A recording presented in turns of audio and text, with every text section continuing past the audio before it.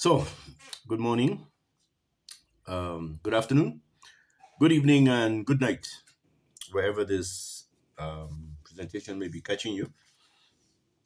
Thank you very much for checking it out.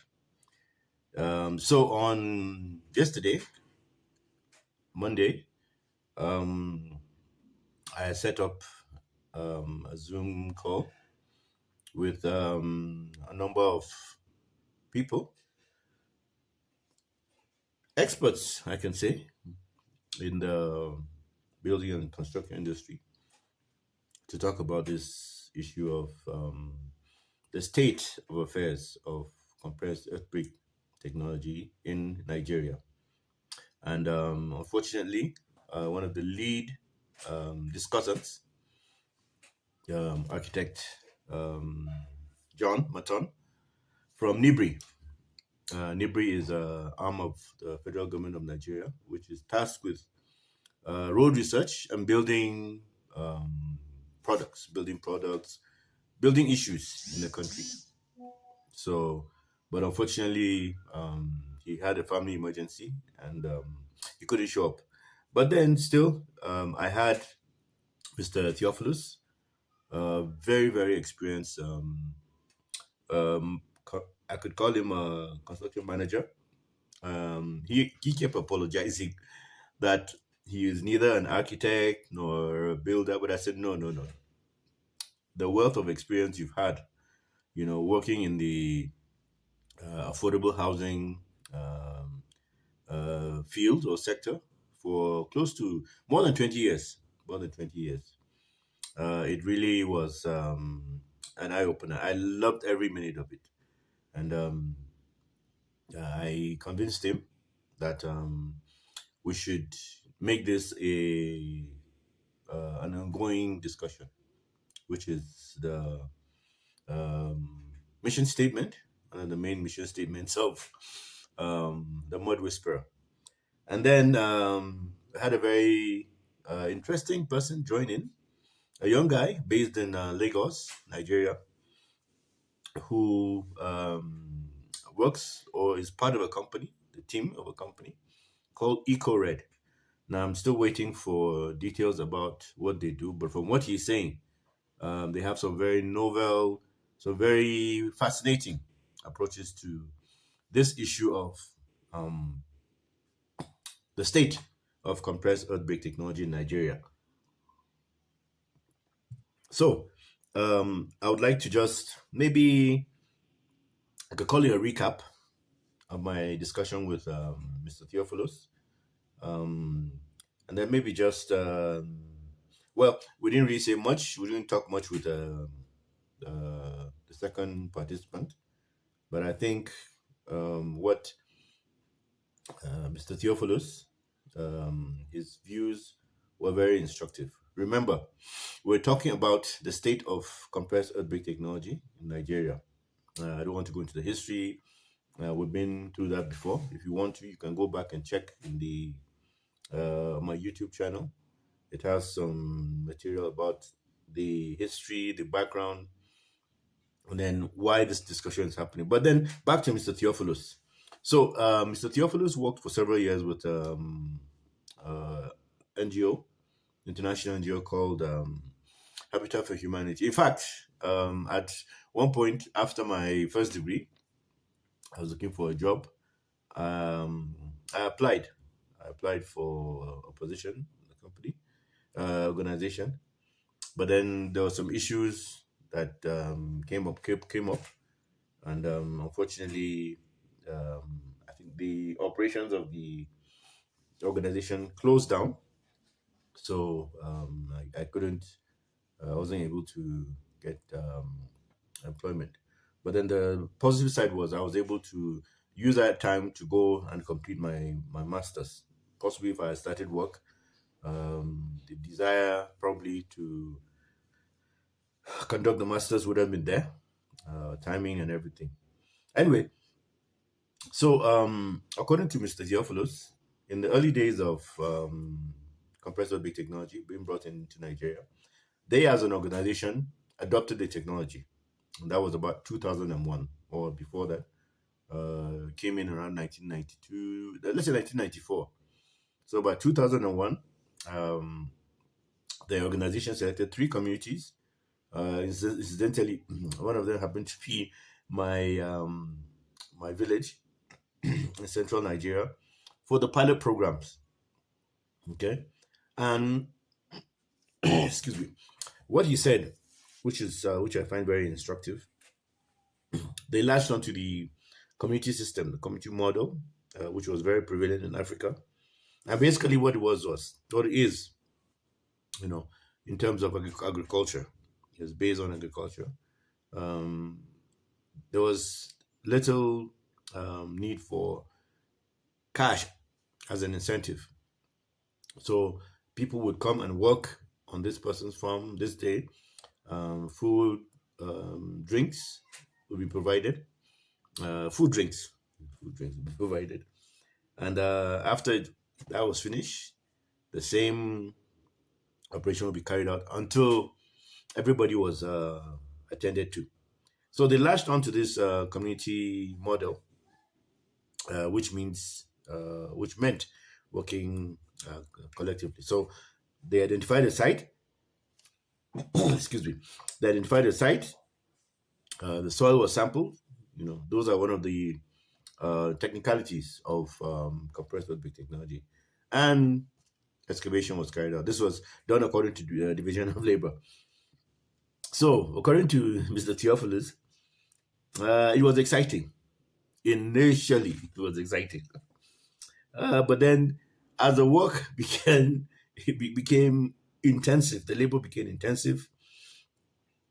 Energy began to sap. Energy was sapping.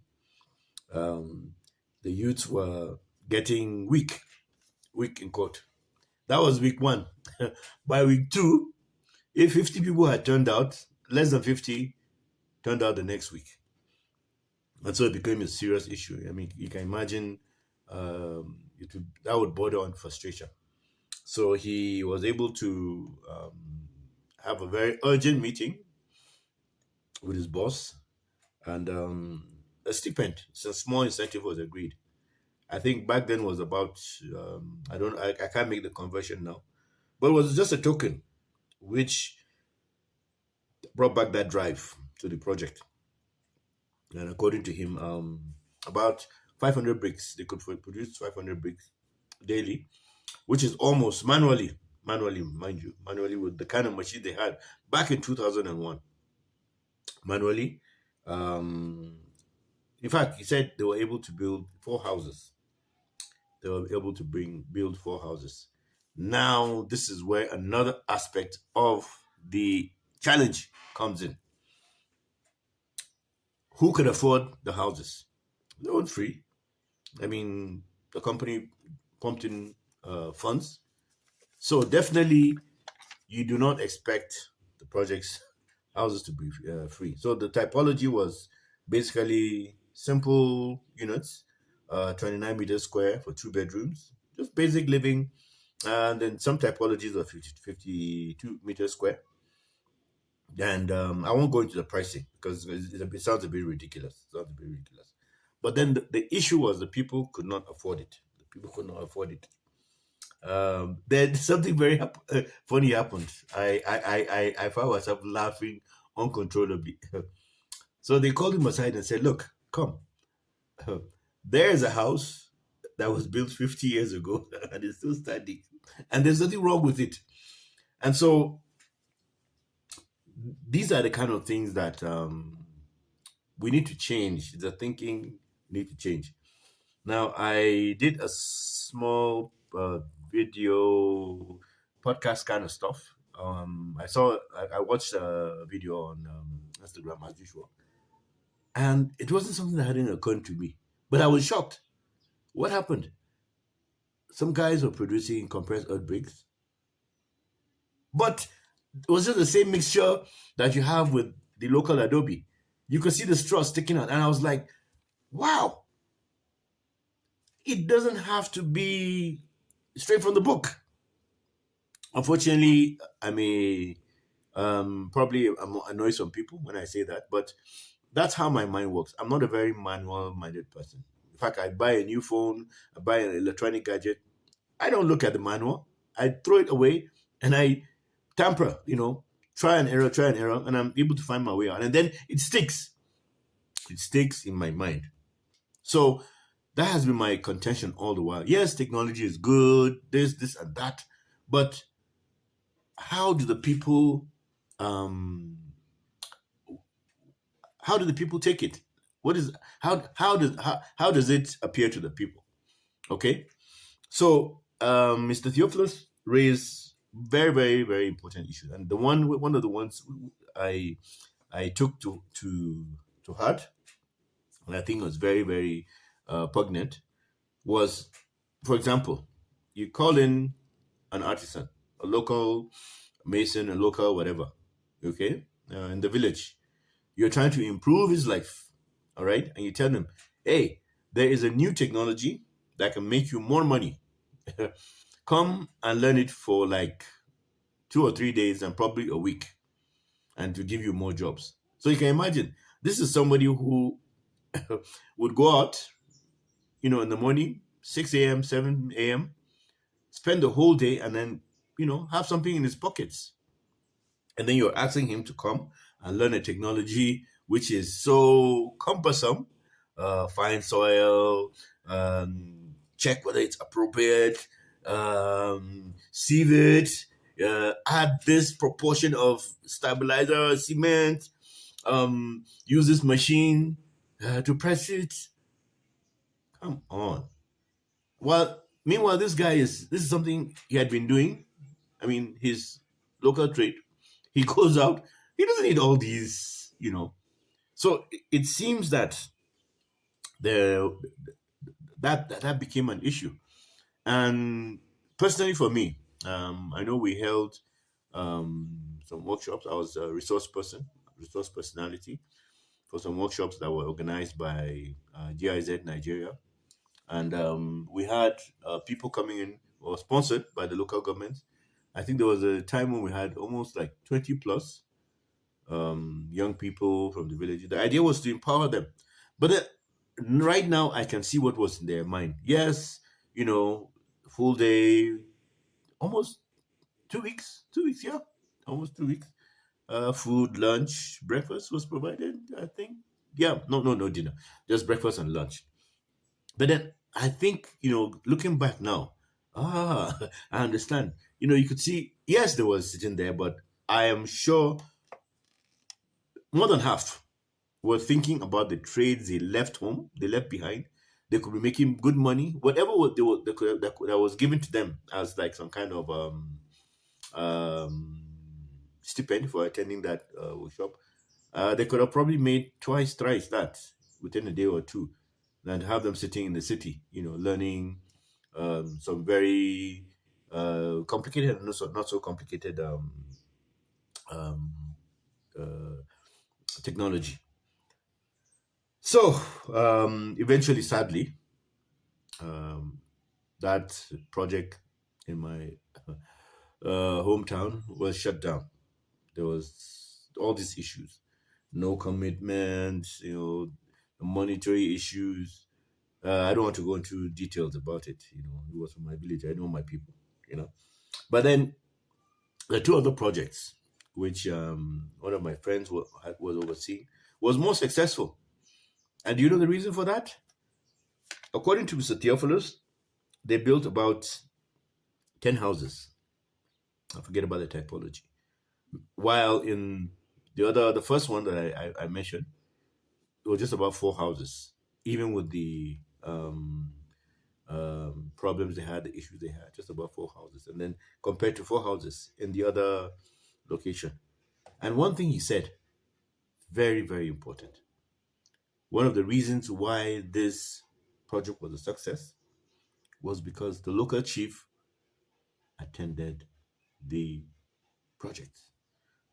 Well, maybe not working, carrying soil and stuff like that, but his presence there was a factor. And so,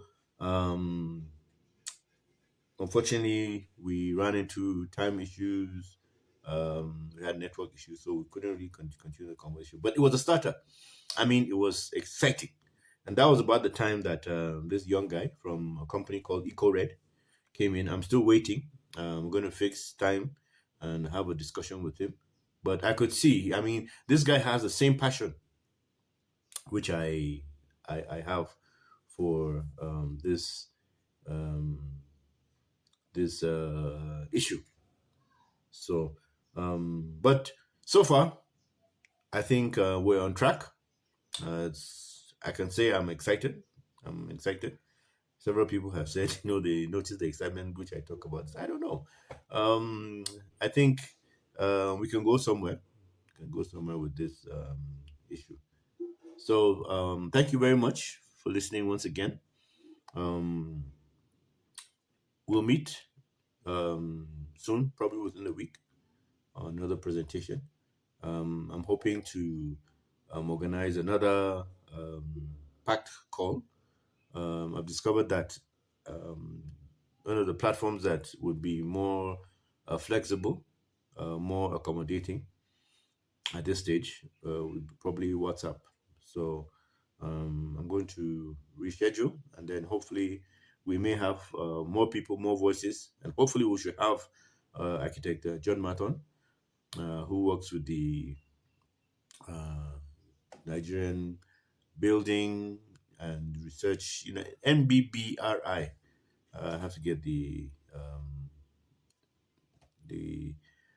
what the letters stand behind the acronym stand for. But thank you very much. Have a nice day. Cheers.